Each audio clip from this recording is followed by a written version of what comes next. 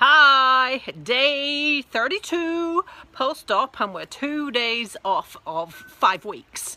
Now, there's a couple more exciting things that have happened today. Firstly though, isn't it really cool that I'm talking to you at 9 p.m? And look, it's still light. The sun is setting, so we don't have the sunshine that we've had all day, but still, it's still daylight. So there are some blessings to being on the bottom of the world. The only problem is our hot weather doesn't coincide with our longest day, which is a bit of a bugger. However, what have we been up to today?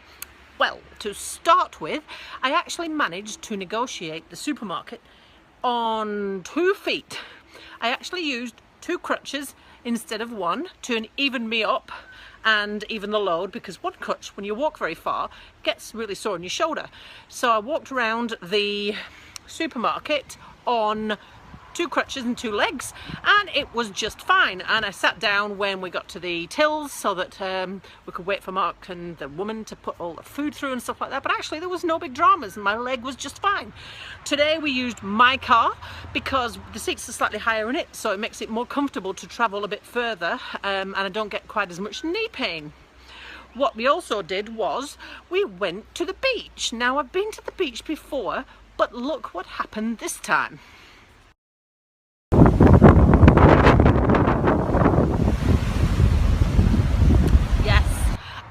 Onto the beach. Now, I didn't do it with crutches because they'd be blooming useless on soft sand with ends like this.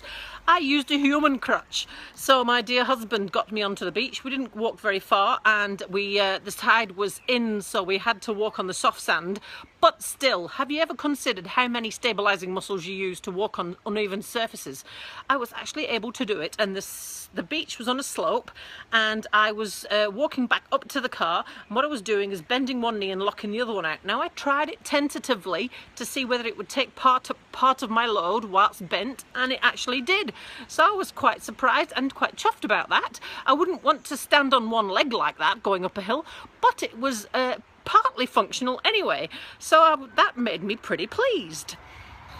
But the massive tiny triumph, not so tiny triumph that I want to report today, I have been working like a silly person on my exercises, doing them about 5 or 6 times a day, and I do them in this order. I get up, I ice, get up and do the assisted hamstring curls.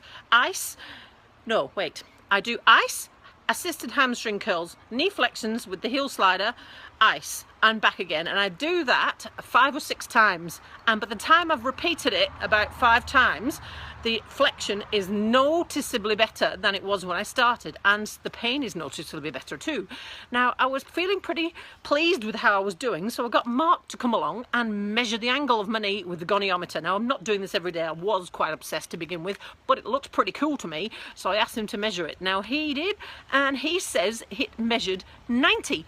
Now, I took a picture, but I have had to climb back onto the seat to take this picture, so it might not be quite 90, but still, you've got to say this knee is looking pretty impressive. So all in all, I'm feeling pretty chuffed, and I'm hoping that means that my knee will perform again tomorrow, and Becca, the physio, will be pleased with me. And I've only got 1 more week to go on the assess me for driving. Now, I'm actually feeling like it is actually possible at last, although Mark did find me in the garage trying to get my leg around a mountain bike, and it didn't quite work. I did get told off, but yeah, so that might just have to wait a wee while. My original forecast was 6 to 8, was actually 8 weeks, and the surgeon's forecast was 12. So I am being a bit optimistic, but you know, I like to be optimistic, better than being pessimistic. So yeah, so that's how I've done today. So feeling pretty good. Walked on an uneven surface, got my knee flexion to 90 for the first time. Woohoo! Triumph to me!